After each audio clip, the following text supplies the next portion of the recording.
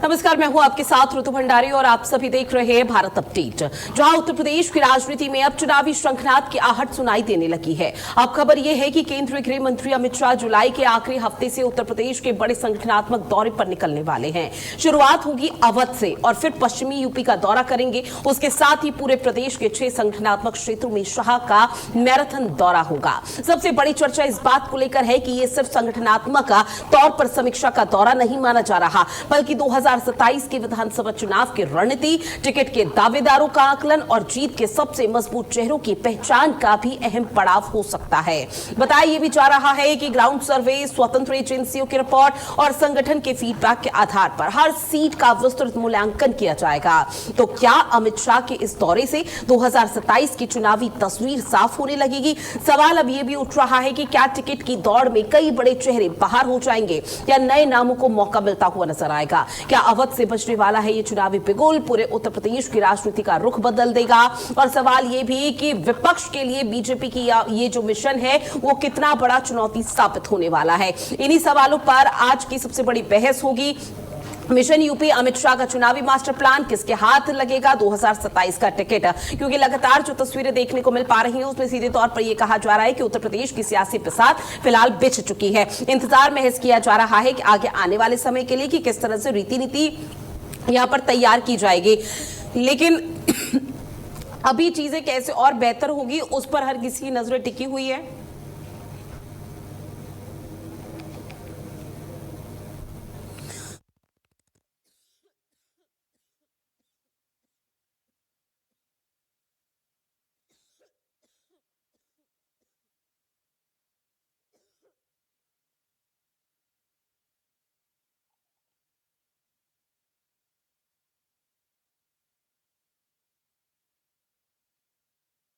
केंद्रीय गृह मंत्री अमित शाह अवध से जब दौरा शुरू करेंगे तो उस दौरान ये भी कहा जा रहा है कि अवध का जो क्षेत्र है वो बीजेपी के लिए काफी चुनौतीपूर्ण रहा है।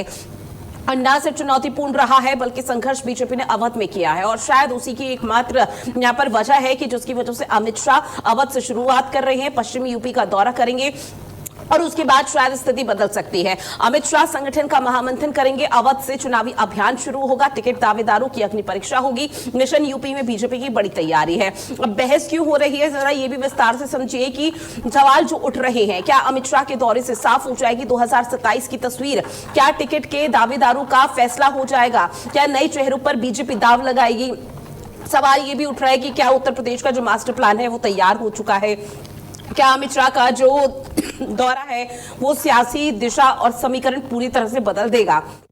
सवाल ये भी उठ रहा है कि क्या विपक्ष के लिए बढ़ेगी बीजेपी की चुनौती?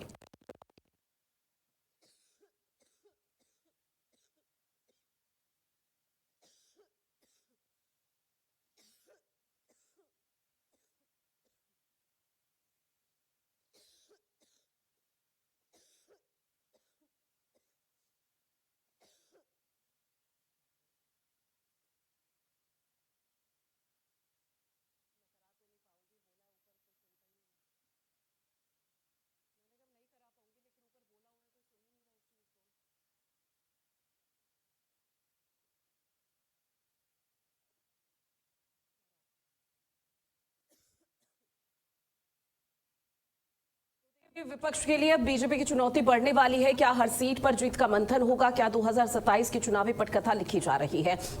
तो ये वो सवाल है जो निरंतर उठ रहे हैं। इसमें खास पैनल हमारे साथ जुड़ेगा जिनसे हम सभी का तारुफ कराएंगे, उनसे हम जानेंगे किस तरह की स्थिति 2027 के विधानसभा चुनाव को लेकर देखने को मिल रही है। इस बीच आगे किस तरह की चीजें होती है, क्या तस्वीरें क्लियर होती हैं, उस पर फिलहाल नजरें टिकी हुई हैं। जहां आपको बता दें टिकट दावेदारों को लेकर भी मंथन होगा। मिशन यूपी में बीजेपी की बड़ी तैयारी है। इसके साथ ही अवध से शुरुआत होगी और पश्चिमी यूपी पर इसका न सिर्फ समापन होगा बल्कि आगे आने वाले समय के लिए भी स्थिति कंट्रोल होगी।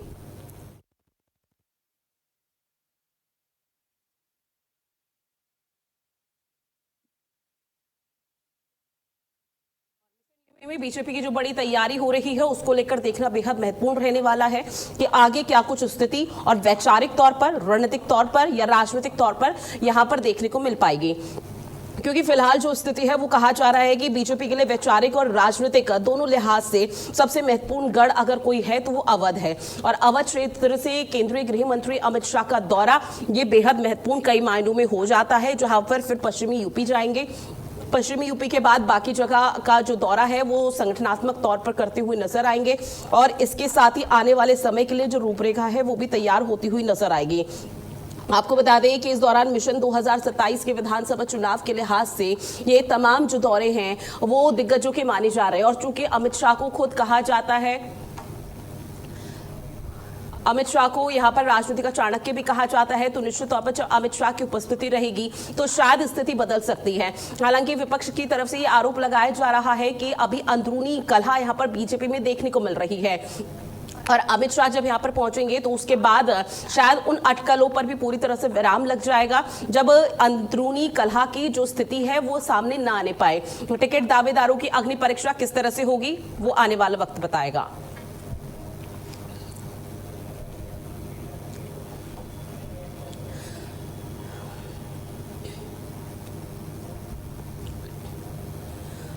और इसी पर चर्चा करने के लिए खास पैनल हमारे साथ जुड़ा हुआ है। राघवेंद्र सिंह जी बीजेपी के प्रवक्ता है, शरद शरण समाजवादी पार्टी के प्रवक्ता है, शेखर कुमार जी हमारे साथ जुड़े हुए हैं राजनीतिक विश्लेषक। आप सभी का बहुत स्वागत। शुरुआत राघवेंद्र जी मैं आप ही के साथ करूंगी और इसी से समझने की कोशिश कि अवध ही क्यों, क्योंकि केंद्रीय गृह मंत्री अमित शाह जब अवध आएंगे तो माना जा रहा है कि अवध क्षेत्र आप लोगों के लिए ऐसा है, खासकर विशेषकर बीजेपी यूपी के लिए, कि जहां पर बहुत ज्यादा चुनौती आप लोगों के लिए रहती है और न सिर्फ चुनौती रहती है बल्कि वहां पर डैमेज कंट्रोल करने की भी स्थिति रहती है। तो क्या ये मानकर जाए कि अमित शाह के अवध दौरे से जो शुरुआत हो रही है सियासी बिसात विधानसभा चुनाव को लेकर वो बेहद जरूरी हो जाती है?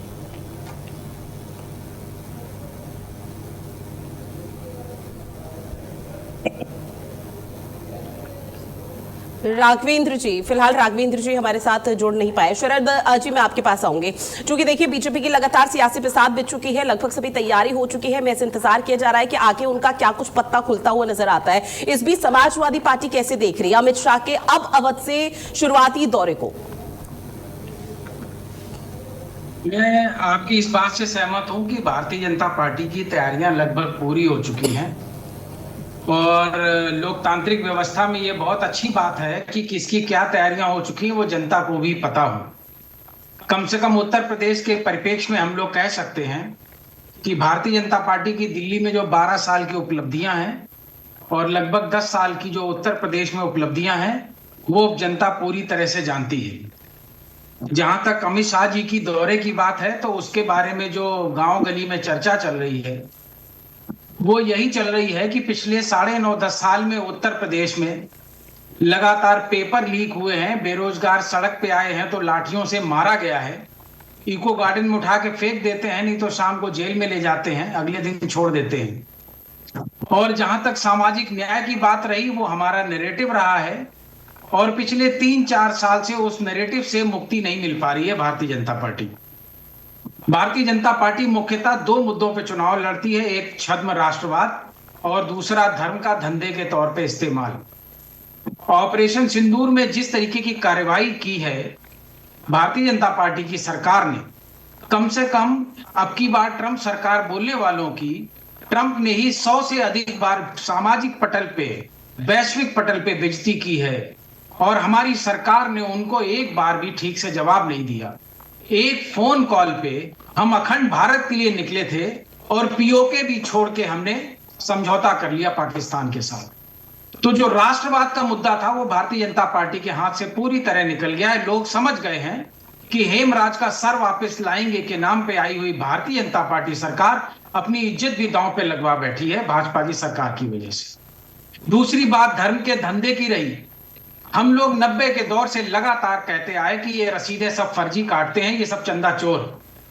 बहुत से लोग इस बात से सहमत थे, बहुत से लोग थोड़ा दिग्भ्रमित। 2024 में जब जमीनों के घोटाले हुए तब जाकर के पहली बार बड़ी संख्या में जनमानस को लगा ये तो राम के नाम पे जमीनों का धंधा कर रहे हैं अयोध्या में। और अब देश पासी जी को वहां से सांसद बनाया और दिल्ली में इनकी सरकार को बैसाखी पे पहुंचाया।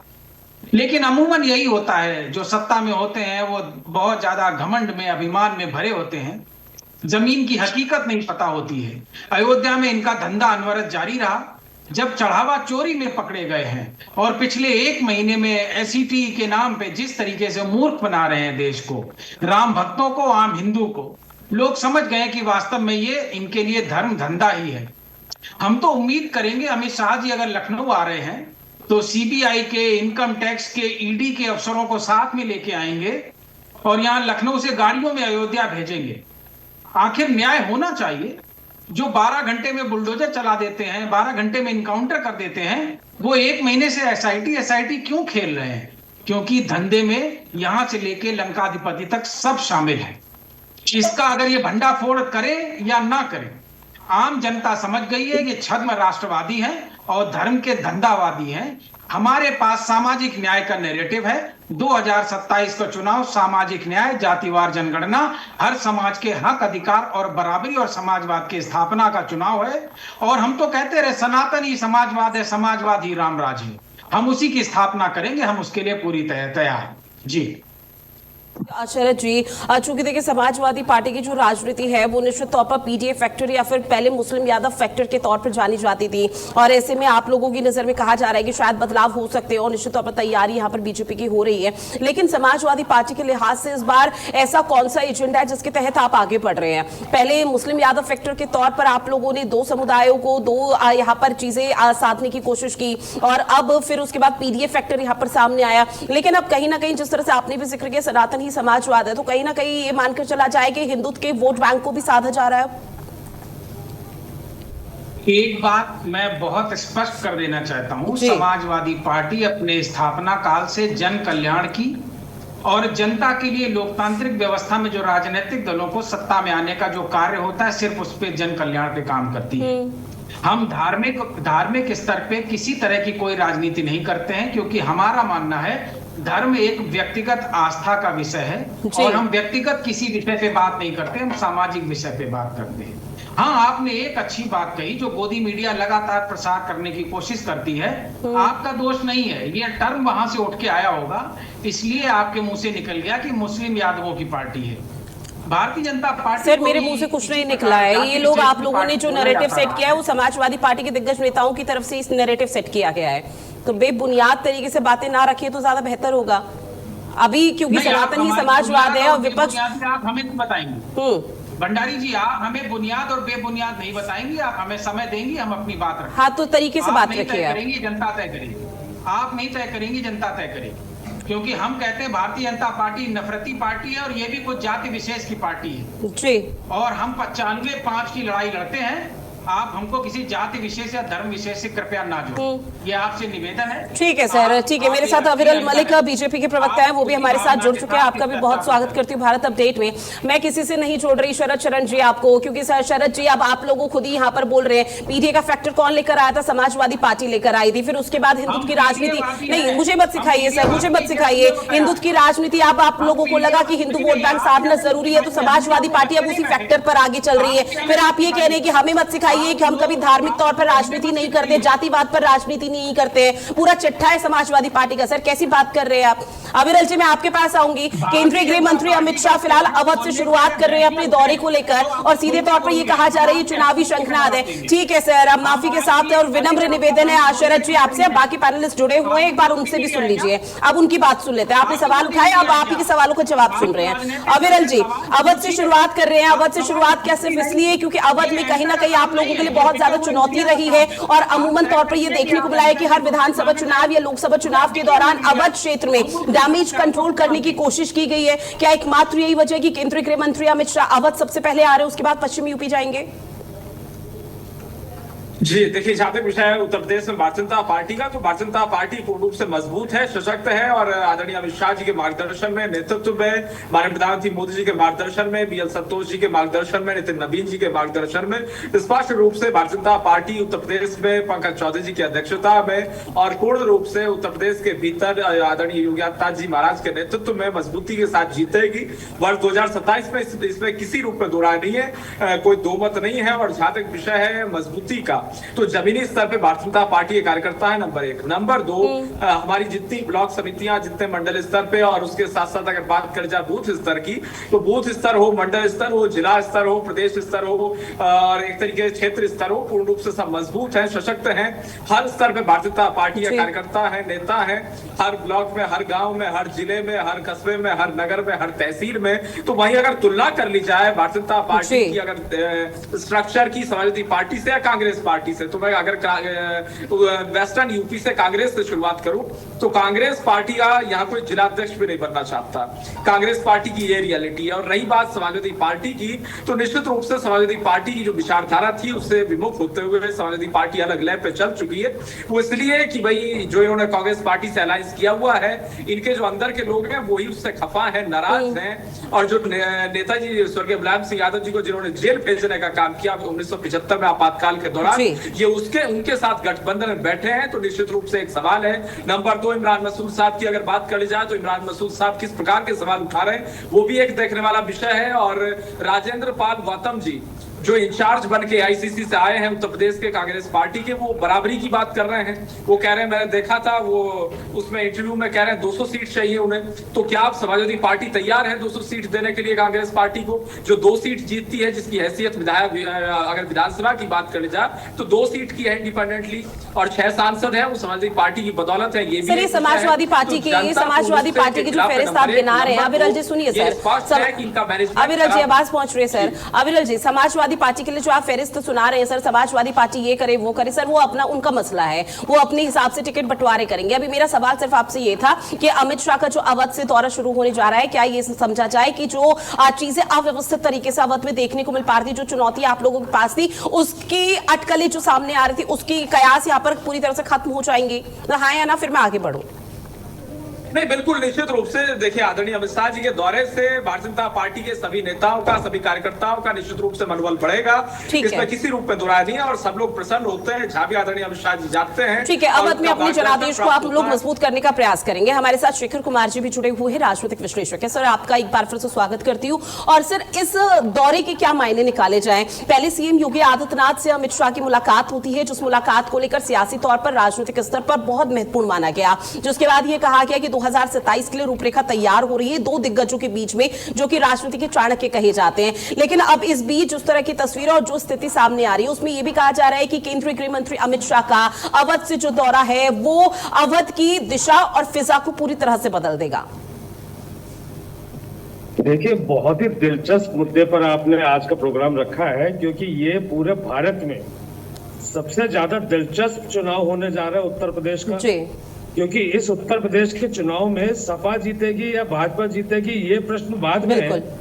एक प्रश्न ये है कि भाजपा में मोदी जी का राजनीतिक उत्तराधिकारी कौन होगा, क्योंकि जहां एक तरफ योगी महाराज जो है वो पॉपुलरिटी में नंबर 2 आ रहे हैं मोदी जी के बाद, लेकिन उनसे सीनियर बहुत लोग हैं, अमित शाह और सारे लोग। और इस तरीके की शुरू से ही चर्चाएं रही कि उत्तर प्रदेश में चाहे महाराज जी मुख्यमंत्री की पद पर बैठे हुए, लेकिन उनके आसपास हमेशा केंद्र द्वारा लोग भेजे गए हैं।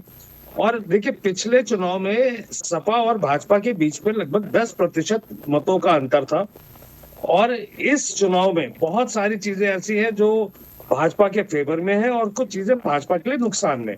और जिस पे अमित शाह का दौरा जो है बहुत महत्वपूर्ण है कि एक तो यहाँ पे जो चुनाव में जो टिकटों का बंटवारा होगा वो मेरे हिसाब से पूरा का पूरा केंद्र का नियंत्रण होगा, अमित शाह का नियंत्रण होगा। और योगी जी को बेशक उनके चेहरे पे चुनाव लड़ा जाए, लेकिन विधायकों की ऐसा ये व्यवस्था करेंगे। दूसरी बात, एसआईआर जो हुआ है, उस एसआईआर को लेके जैसे योगी जी ने शुरू में चिंता जताई और उसमें जो नाम कटने पे उन्होंने तुरंत तत्काल बैठक बुलाई, तो वो एसआईआर को लेकर इसमें जो चीजें जो भाजपा को एक मजबूती देता है एसआईआर चुनाव में, तो उसको लेके योगी जी की जो चिंता थी वो भी बहुत कुछ कहती है। अच्छा, दूसरी बात ये जो हिंदुत्व वाला मुद्दा चल रहा था कि वहां पर देखिए जो एक law and order Yogi ji का कहा जाता है, लेकिन धीमे धीमे देश देखने लगा है कि वहां का लॉ एंड ऑर्डर मंडल अध्यक्ष तय करते हैं भाजपा के। वहां पुलिस के पास कोई अपना वो नहीं है, जहां मतलब पूरे देश को पता होता है गाड़ी पलट जाएगी, गाड़ी पलट जाती है। पुलिस कस्टडी में लोगों का इनकाउंटर हो जाता है। और हिंदुत्व के मुद्दे पे जो बटुकों की पिटाई हुई, शंकराचार्य जी से आई कार्ड मांग लिया गया कि आप शंकराचार्य हो, प्रूव करो। काशी के मंदिरों के टूटने की जो बात आई, और वो उसमें जो फाइनल नेल था वो था राम मंदिर घोटाला। अच्छा, राम मंदिर घोटाले में भी अगर आप देखेंगे तो योगी जी को भी इंतजार करना पड़ा एसआईटी का। वो स्वतः कोई कार्रवाई नहीं कर पाए, वहां का लोकल लॉ एंड ऑर्डर उनके हाथ में था, लेकिन वो तुरंत एफआईआर के लिए नहीं कह पाए क्योंकि वो सब कुछ केंद्र के नियंत्रण में चल रहा है। तो वहां पर जो स्थिति है इस बार, सपा और भाजपा के बीच में कौन जीतेगा ये तो अलग बात हो गई, लेकिन ये भाजपा को जिताने की कोशिश करते हुए अमित शाह वर्सेस योगी जी का कैसा द्वंद्व रहेगा, ये देखना बहुत ही दिलचस्प होगा इस चुनाव में। जी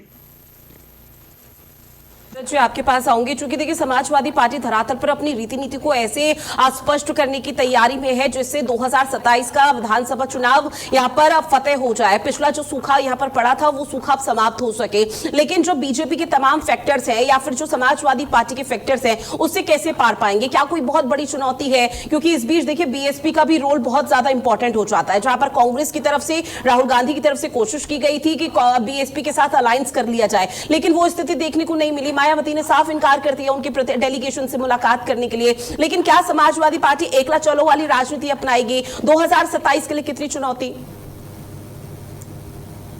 पहली बात तो मैं आपके माध्यम से सभी को यह बताने का प्रयास करूंगा कि हम इंडिया गठबंधन के तौर पे चुनाव लड़ रहे हैं।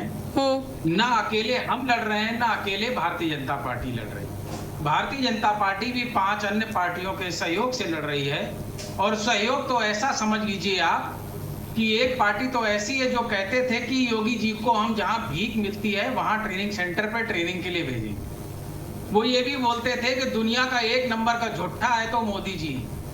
अब उनको गोद में लेके घूम रहे हैं और जिस तरीके की उनकी भाषा थी उसके बावजूद साथ लेके घूम रहे हैं। तो एक बात समझ लीजिए कि ये 2 ध्रुवीय चुनाव है उत्तर प्रदेश में। सीधा सीधा चुनाव है, या लोग भाजपा की सरकार के साथ हैं या भाजपा सरकार के खिलाफ इंडिया गठबंधन के साथ।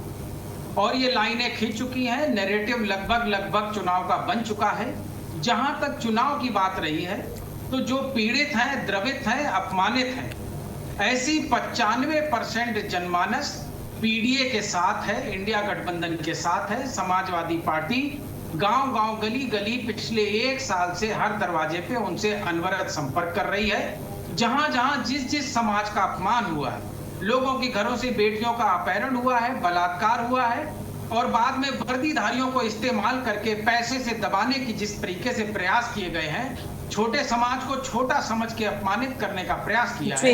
हर आदमी सम्मान और स्वाभिमान के साथ जीवन जीना चाहता है, वो सब अब समाजवादी पार्टी के साथ हैं। भारतीय जनता पार्टी के अहम और अहंकार को तो शंकराचार्य जी को भी झेलना पड़ा, जो हिंदू धर्म में प्रभु के समान, ईश्वर के समान माने जाते हैं। विधानसभा के पटल में बोला गया है कि वो शंकराचार्य नहीं है तो उसका सबूत दे। हमसे आपसे सबूत मांगा गया है कि हम हिंदुस्तान के नहीं हैं तो सबूत दे। और जो कुछ लोग छूट भी गए हैं, जैसे टीएमसी के साथ हुआ है बंगाल में, 27 लाख लोगों को बोल दिया गया अगली बार वोट डाल लेना, इतनी भी क्या बेचैनी है। तो जिस देश में बाबा साहब अंबेडकर ने बोला था हर व्यक्ति का 1 वोट होगा, चाहे राजा हो या रंक हो, जिस तरीके से लोकतांत्रिक और संवैधानिक व्यवस्थाओं को निपटा करके राजशाही की स्थापना का प्रयास भारतीय जनता पार्टी कर रही है, वो ये भी कह रही है आपका हिंदू होना काफी नहीं, अगर आप भाजपाई हैं तभी आप हिंदू कहलाएंगे। तो ये स्थिति आ गई है। और जिस तरीके से राम मंदिर में चढ़ावे में भारतीय जनता पार्टी में पूरा सन्नाटा है, तो हम सब लोग समझ सकते हैं कि भारतीय जनता पार्टी के और संघ के जिलेवार जो दफ्तर बने हैं उनके पैसों से बने होंगे। प्रधानमंत्री के राहत कोष में आप आरटीआई नहीं लगा सकते। इलेक्टोरल बॉन्ड को जिस तरीके से छुपाया गया है और सुप्रीम कोर्ट ने जब खोला है तो हत्यारों का खून से सना हुआ पैसा मिला, जो कोविड वैक्सीन बेचते थे उनका पैसा मिला। जहां ईडी चली जाती थी 1 महीने के अंदर इलेक्टोरल बॉन्ड वहां से आ जाता था। और अब तो प्रभु राम के दान पात्र से भी पैसा चोरी किया गया है चुनावों के लिए।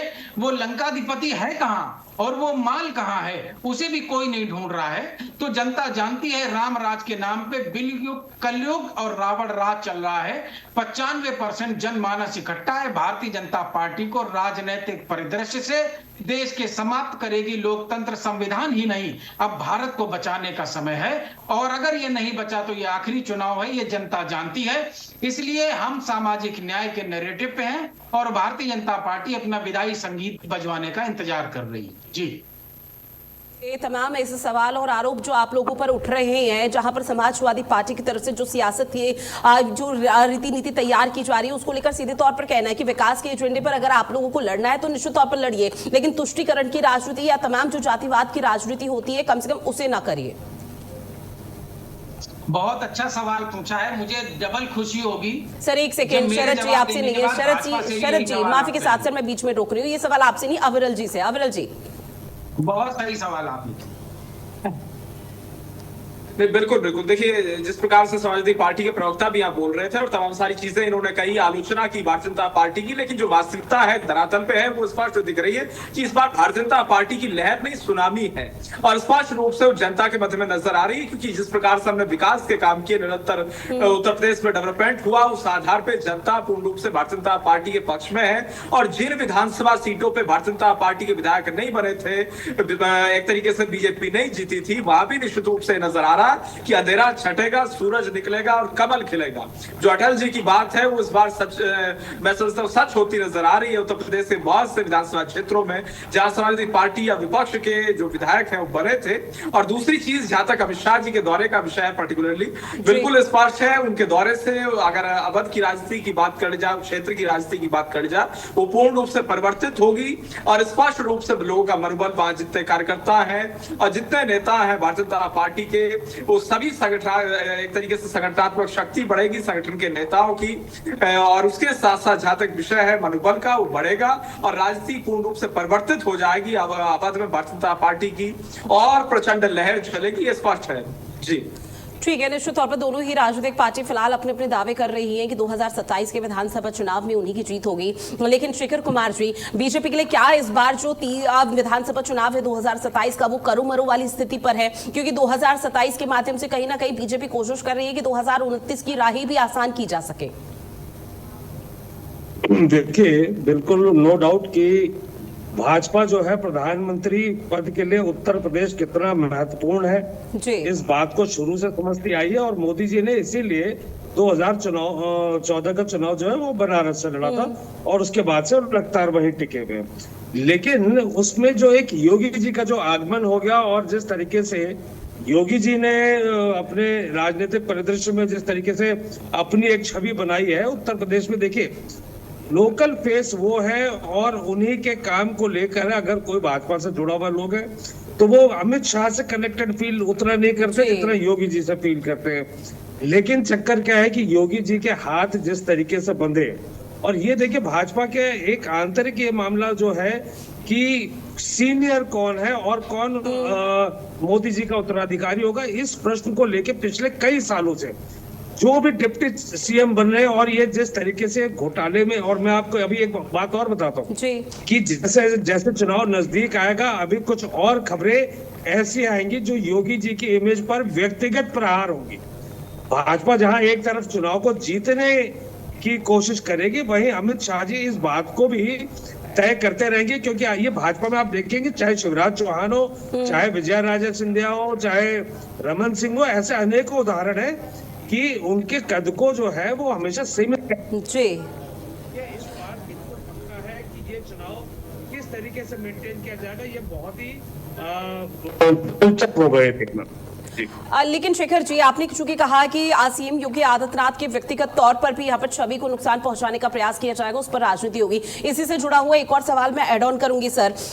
उत्तर प्रदेश के प्रदेश अध्यक्ष जब पंकज चौधरी प्रयागराज गए तो मीडिया से रूबरू हुए, मीडिया ने सवाल पूछा कि सीएम का चेहरा क्या योगी आदित्यनाथ होंगे, तो इसको लेकर उनकी तरफ से कोई स्पष्ट जवाब नहीं दिया गया, ना ही हामी भरी गई। जिसके बाद अटकलें कई लगाई जा रही है कि 2027 के लिए योगी आदित्यनाथ मुख्यमंत्री के तौर पर वो चेहरा नहीं होंगे और चेहरा कोई और होगा। होगा। लेकिन सुबह से सर विपक्ष की तरफ से कई ऐसे बयान सामने आ गए हैं जो एक नैरेटिव ये सेट कर रहे हैं कि प्रदेश की सियासत चाहे कैसी भी हो लेकिन 2027 के लिए योगी आदित्यनाथ का चेहरा मुख्यमंत्री के लिए नहीं होगा। तो क्या ये नैरेटिव अगर सफल हो जाता है तो इससे भी बीजेपी की छवि को या इमेज को किसी तरह का कोई नुकसान होता है?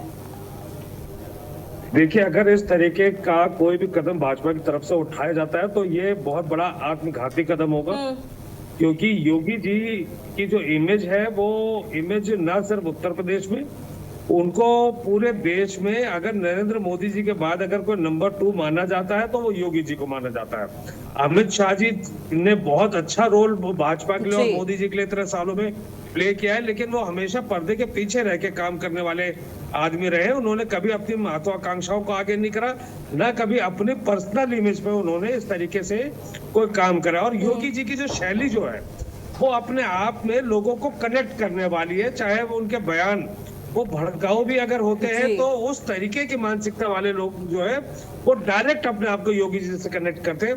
अगर ये इस तरीके से योगी जी को अगर हटाया जाता है तो इस बार मैं दावे के साथ कह रहा हूं कि वहां पे भाजपा के लिए आत्मघाती कदम होगा और फिर वो वहां सरकार बनाने की स्थिति में बिल्कुल नहीं होगी।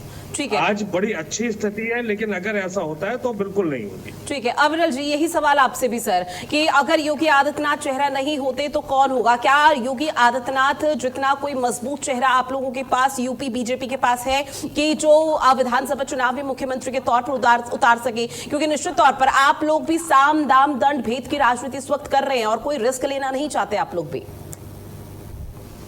नहीं, देखिए, भारतीय जनता पार्टी चुनाव लड़ेगी, भारतीय जनता पार्टी चुनाव जीतेगी, उत्तर प्रदेश में कमल खिलेगा। पंकज चौधरी जी की अध्यक्षता में भारतीय जनता पार्टी पूर्ण रूप से चुनाव लड़ेगी और निश्चित रूप से योगी जी के नेतृत्व में शानदार तरीके से वापसी होगी, इसमें किसी रूप में दो राय नहीं। लेकिन मेरा सवाल ये नहीं है ना कि किसके नेतृत्व में आप चुनाव लड़ेंगे। मेरा सवाल आपसे ये है कि मुख्यमंत्री के तौर पर क्या योगी आदित्यनाथ चेहरा होंगे या नहीं होंगे? सवाल ये है सर। नहीं, वही चीज मैंने कही, योगी जी के नेतृत्व में चुनाव लड़ेंगे और योगी जी के नेतृत्व में सर किसी के नेतृत्व में चुनाव लड़ना और मुख्यमंत्री के तौर पर उन्हीं का चेहरा सामने आना, दोनों में जमीन आसमान का अंतर है। मुख्यमंत्री के तौर पर मैं कह रहा हूं चुनाव जीतने के पश्चात उन्हीं के नेतृत्व में वापसी होगी, उन्हीं के नेतृत्व में आएंगे, उन्हीं के नेतृत्व में लड़ेंगे, उन्हीं के नेतृत्व में मुख्यमंत्री वही होंगे, ये स्पष्ट है जी। ठीक है, अब आपके पास आते हुए शरद जी, चूंकि देखिए अब लगातार जो सियासत है वो यहाँ पर बिछाई जा रही है। अगर यहाँ पर मैं मुख्यमंत्री के तौर पर चेहरे का ही लगातार जिक्र करूं तो आप लोगों की तरफ से तो पूरी तरह से चीजें क्लियर है, लेकिन बीजेपी में जब से पंकज चौधरी का बयान सामने आया तब से कहीं ना कहीं स्थिति असमंजस की देखने को मिल रही है और कयास कई लगाए जा रहे हैं। तो क्या ये लोग आप लोगों के लिए एक बड़ा फैक्टर हो जाता है, प्लस पॉइंट हो जाता है कि योगी आदित्यनाथ अगर मुख्यमंत्री के तौर पर चेहरा नहीं हुए? देखिए नीतू जी, जब से पर्ची वाली स्कीम चालू हुई है भारतीय जनता पार्टी में, तब से जो पहली बार विधायक बनता है वो पहली बार जब विधानसभा में जाता है तो बजाय विधायक के मुख्यमंत्री के तौर पे भी जा सकता है। यह उदाहरण तो भाजपा स्वयं दे चुकी है। और हमारे यहाँ तो हम लोग तो स्टूल पे बैठने से डरते हैं कि कहीं केशव प्रसाद मौर्य जी से तुलना ना होने लगे। इस तरीके से उपहासजनक बातें उत्तर प्रदेश में चलती हैं।